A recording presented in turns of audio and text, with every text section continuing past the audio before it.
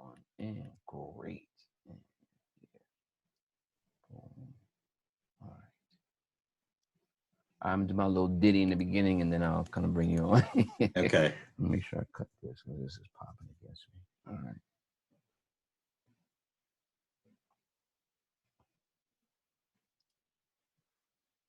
All right. Well, man, take a peek. That's good. And all right. Welcome to this Time to Lead podcast where leaders come together to grow and get better. My name is Fred and I'm your host. And today's topic is leading through a crisis. And my special guest is a great friend of mine. He also is a gentleman that I met a couple years ago through my wife. He is a financial professional. And he has helped me in so many ways. And he's a man, just a great man that I really, really appreciate. He's a great leader. He has reached one of the highest levels, the highest positions of his company, but he always has a heart for people. And I just want to be able to welcome him, Mr. Rod Hausmann, to the It's Time to Lead podcast. Welcome, Rod. Hey, Fred. Welcome, man. Happy Wednesday, right? Happy Wednesday, man. Hump day. Well, yeah, it's hump day for the people who are employees.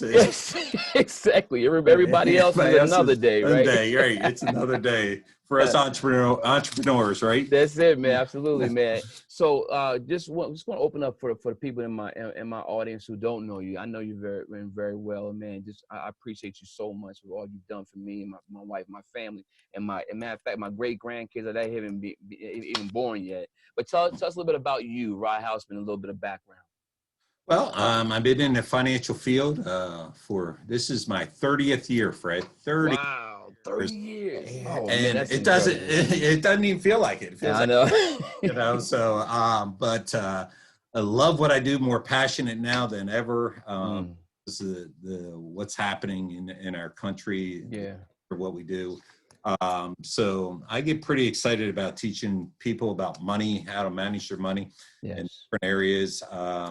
I stumbled into the field. I used to work in the computer industry, and I was a mixologist on the side. A DJ? A bartender. Bartender, okay. Okay. Got it. Struggled with money. Worked a lot. Worked 90, 100 hours a week, and money broke, busted, and disgusted, as they say. And introduced to the company, it was like a great drug. We all make and spend money each day, and I learn about it, and now I can help others. So that is great. And when you were young, where were you born and raised? Born in southeastern Pennsylvania in Little Delaware County. Wow. Lived in the country now, back there. So, and then moved to Delaware in 1984. Wow. I just started high school in 1984. Thanks. Appreciate it. Wow. So that was, I went to college for a couple of years, had to drop out because I had a child young, got married at 20, got married at 21, and got to go make some money. Man. Family. So absolutely. And who was your biggest inspiration when you were younger? I mean, my dad, my parents, my mom worked part-time in the school system. Okay. So I could never cut school. Nope. So she always did the attendance. She knew you were at, right? I could never cut school. And my father, he worked as a project planner in a refinery, right in Marcus Hook. But I just know that he was a hard worker. Three an older brother and two older sisters. Okay. I was the baby of the family. You're the baby. Get out of here. Mm-hmm. Wow. So the parents were there. I'm a sports freak, What sport? A lot. A lot of sports.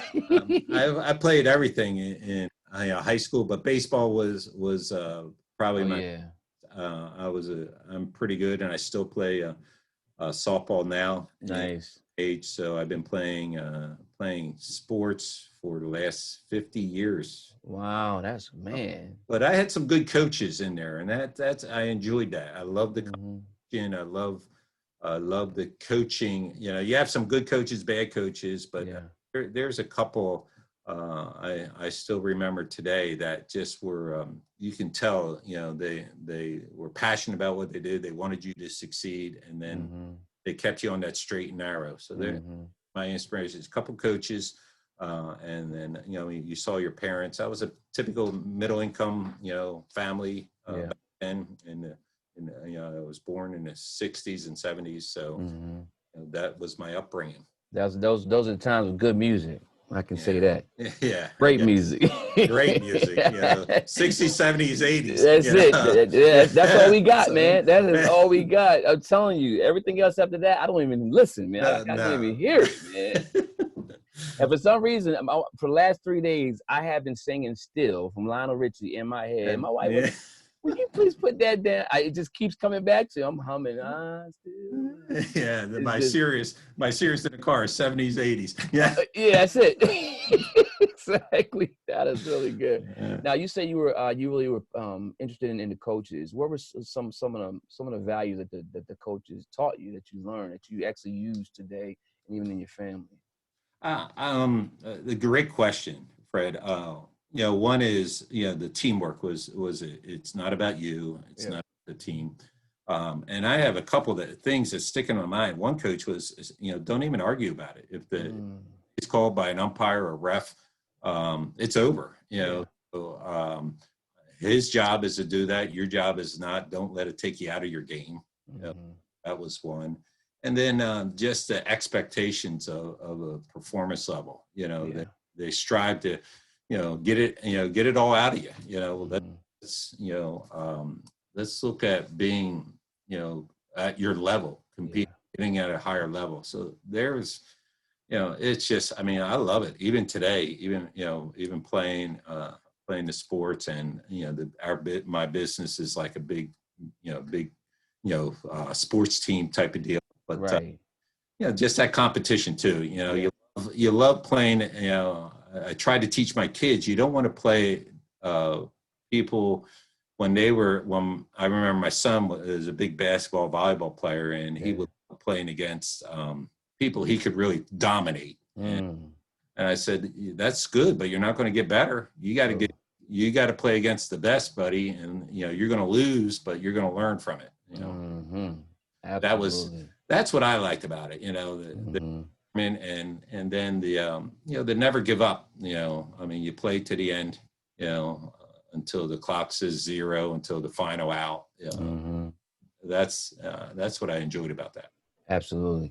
And when you first started your family, what was your, you know, I know pretty much we always say our kids, but what got you up in the morning and kind of drove you to, you know, wanted to get into this financial field and, you know, develop that passion? What was your driving force?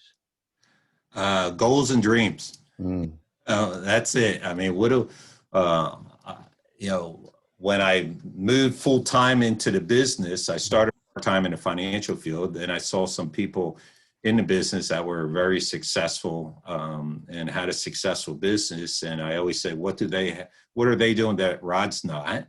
And you know, I have some goals, and then goals for my kids, goals for the family, and you know, this was the best vehicle for me to reach those goals. Yeah. So that's what drove me. You know, it's not a, you know, my wife always says I'm like an ant on a hot brick. I can never sit still, but, you know, we're always striving, striving to get something done. And, you know, when you achieve one goal, Fred, we know it, there's others, you know, we got a list. Yes. And Jim Rohn gave me that 100 goal list, and still trying to check things off. So that was the driving force, just reaching those goals, the family goals, the personal goals, the business goals. You know, then, you know, now it's changed. You know, over years, you know, the goals haven't changed. It's just gotten different. Different, yeah, a lot different. Yeah, and the thing is, it's like a lot of people throw goals out there as something that, you know, it's like very cliche, but it really is it's a real thing that you have to put out there in front of you. And I really believe that, because everything everything in life that people puts in front of us, every challenge has a goal attached to it, in order to get buy-in from other people. And so leading a team, especially, is very, very important, because when you're leading, I do understand that you got to kind of set the stage. You got to, they said the speed of the pack is determined by the speed of the leader. Right. And so what are some of the ways that when you are, working with people, what are some of the key things that you can tell with someone that you meet when you see something in them? What kind of questions do you ask them to kind of find out if they have self-worth and if they have something special inside them that you can help pull out? Couple things on that. I love that. One of my mentors, who's passed but was worth over 100 million, he says, always look for the thread of success in the fabric of life. And then he says, I want people that are poor driven and smart. And poor doesn't have to be poor in income. And you find that a lot of the people that I'm even out of the business, like different areas of success, have overcome challenges. So what did they overcome? And so when I'm leading people, I'm looking for that. The other thing is, I got to analyze their personality, their skill set, and because some people just throw out goals and it's not stretchingly realistic, as we, if we ever read the books. I heard one of your podcasts about Think and Grow Rich, make it stretchingly realistic. It's like, I start the business, but this year I'm going to make 250 grand. No, you're probably not. You got to get trained first.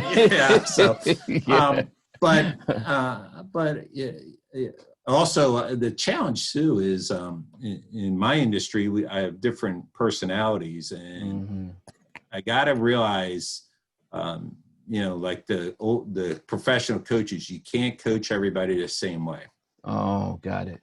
And I thought that in the beginning, and thought about, hey, the way I want to be coached, and sometimes, I've had coaches in the sports field and now in the business field, I don't want to say be hard on me, but, just try and pull it out of you. And in the beginning years, in my early years, I would do the same thing and blow people away because they didn't have that type of background.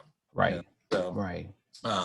We always talk about the personality traits. Are they a driver, an action person, or are they, we call it, are they stability? Are they people person? So that's the lessons learned, attitude is how am I leading people? Obviously it's you can't teach anybody, something that you haven't done. That's true. People aren't going to follow, you and I talked about that's management. Go do it. That's right. Just do it. Just go do it. No, I've never been there, but you do it. Exactly. I usually call them either they're either tour guides or travel agents, right? That's it, right? It's a friend of mine always talked about. This might come across different, but he says he always when he meets teachers in colleges that teach business. And then he says, well, if you're teaching business, what business did you own? And he says, I've never had a professor say they owned a business. Well, how can you teach it? How can you teach the trials and tribulations that we go through? So, and that's the thing. You said, we got to lead.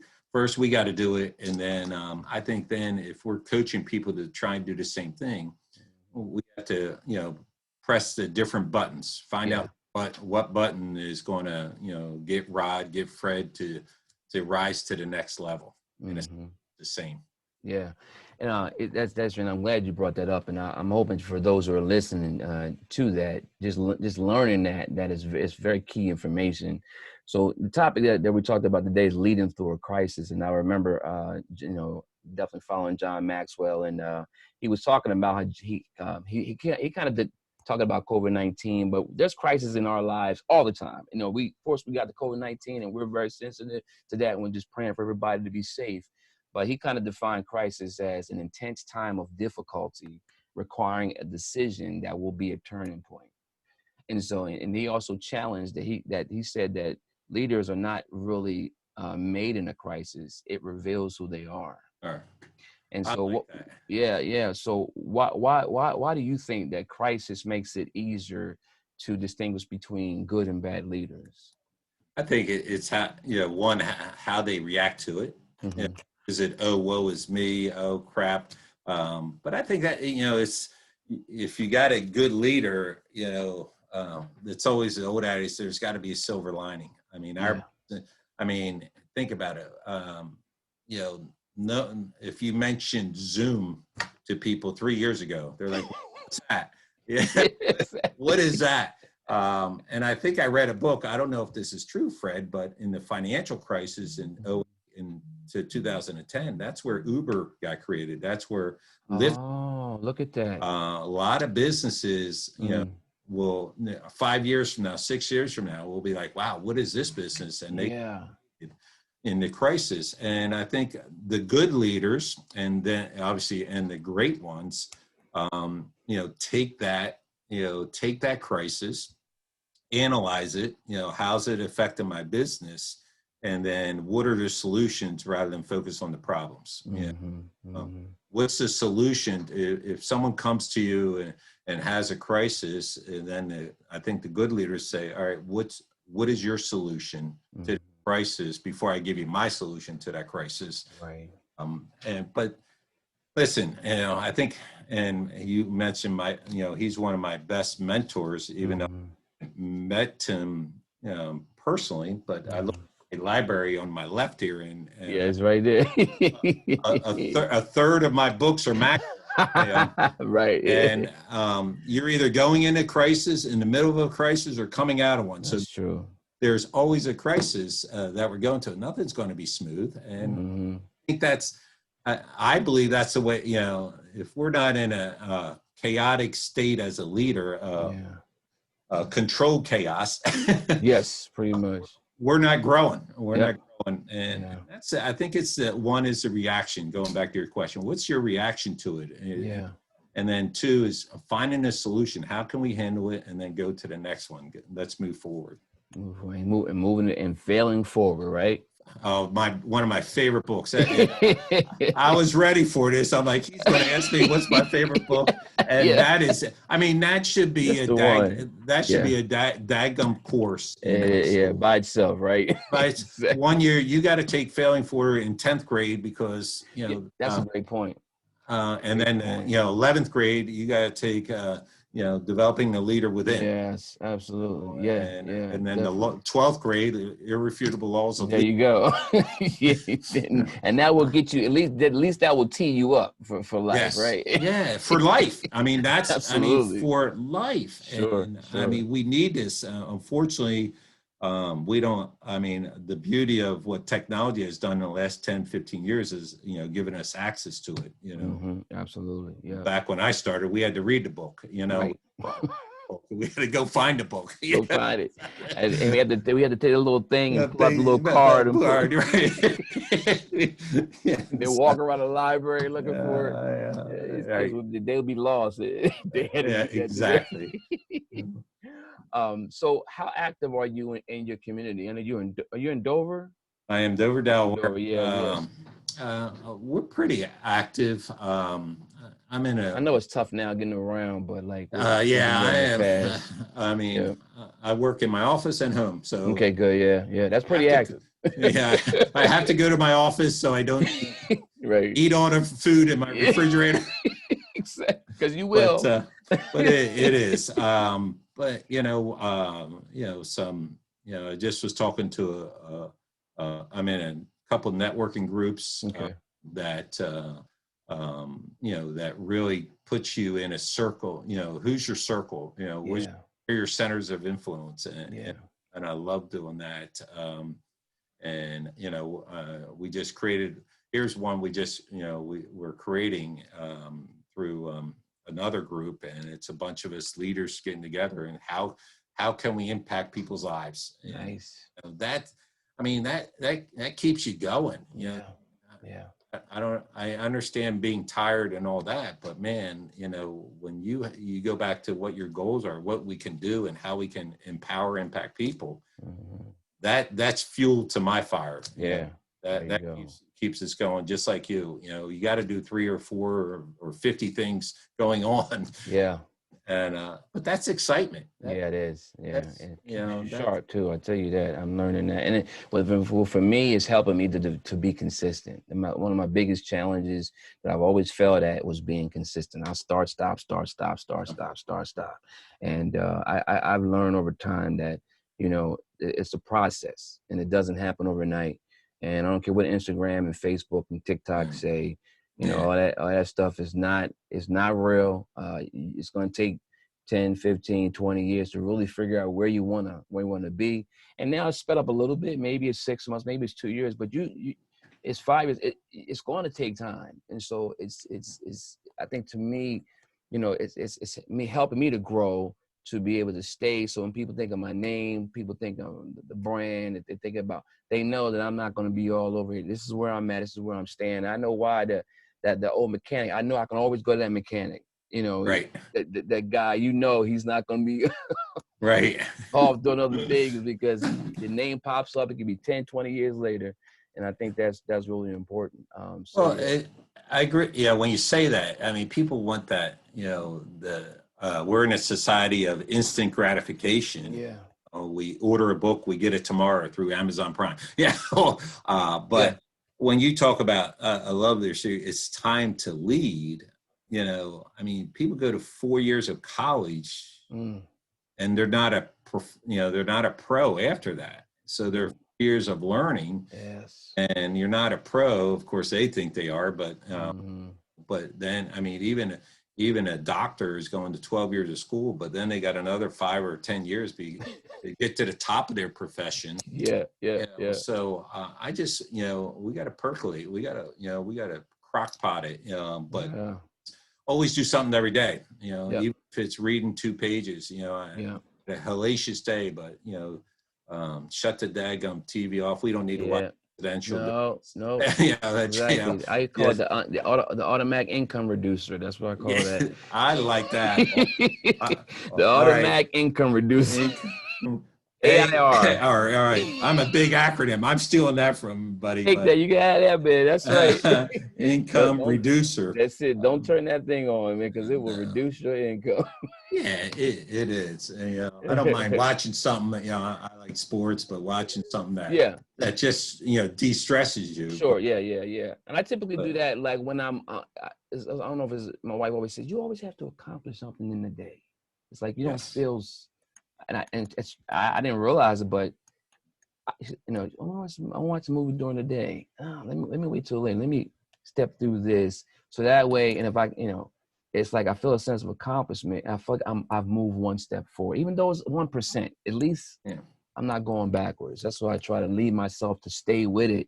Because then, if I'm working with people, because hey, you got to stay on this, and I'm not staying on it, then it's almost like telling your kids to clean their room and say, Daddy, your room not clean. Yeah, exactly. Yeah.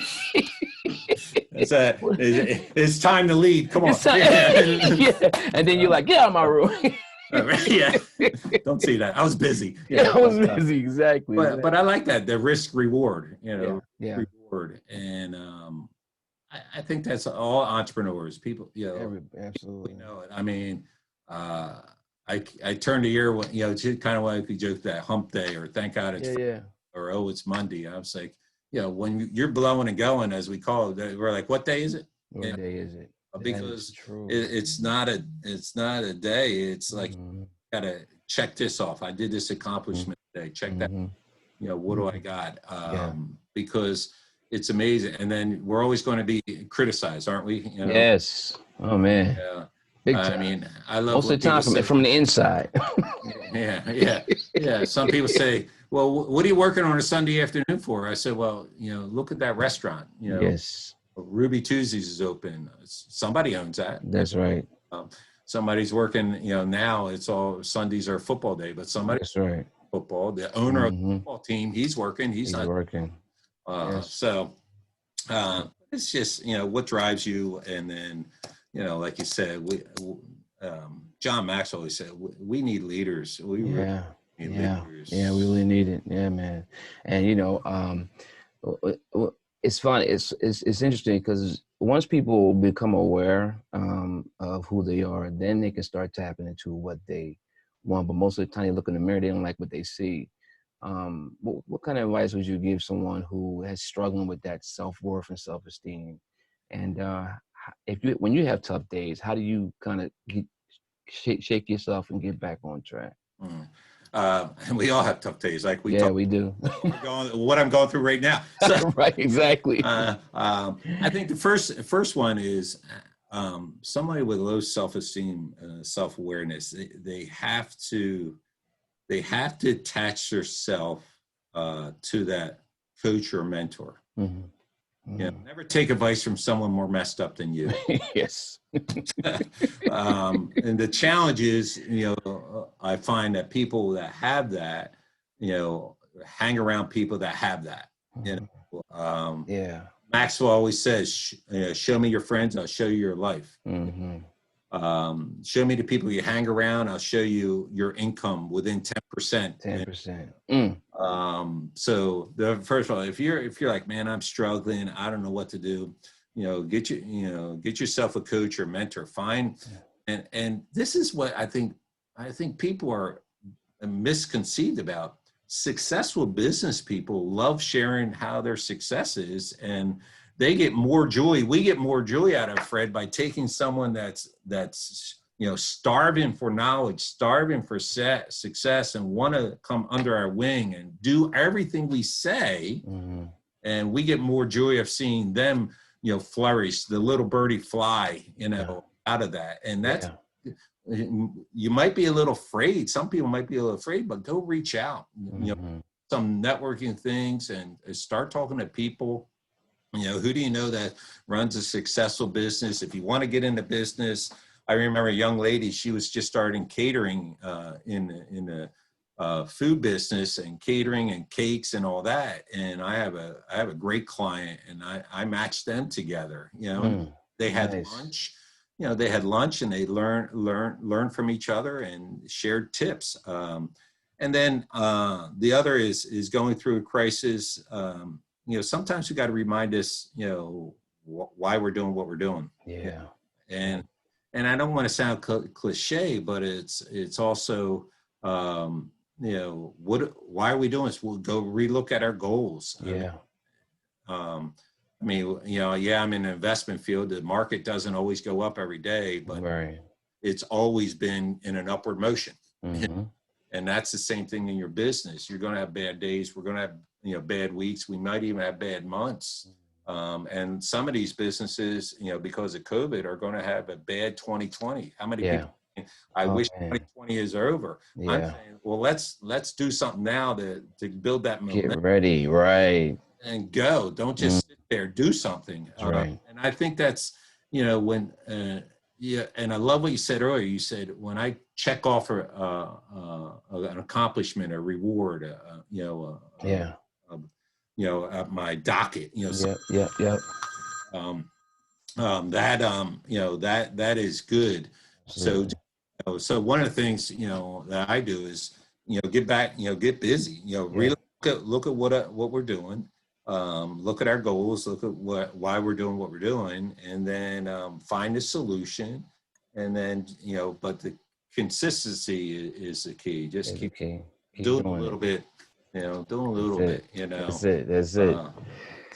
I appreciate that, Rod. Rod, you got to come back on the show, man. I had a great time with you, and I appreciate you coming on, man. I'm just hoping that I'm hoping that you guys are listening to what Rod is talking about. He's dropping, 30 plus years of knowledge, wisdom, and he's dropping his heart. And, I always say that, the whole base is that he has proven that he has led himself, and that's why he's so successful in his business, personally as a person and his family. And that's why I have a lot of honor and respect for you, man. So when if I call you up, you gonna come back on the show, man? I definitely will, Fred.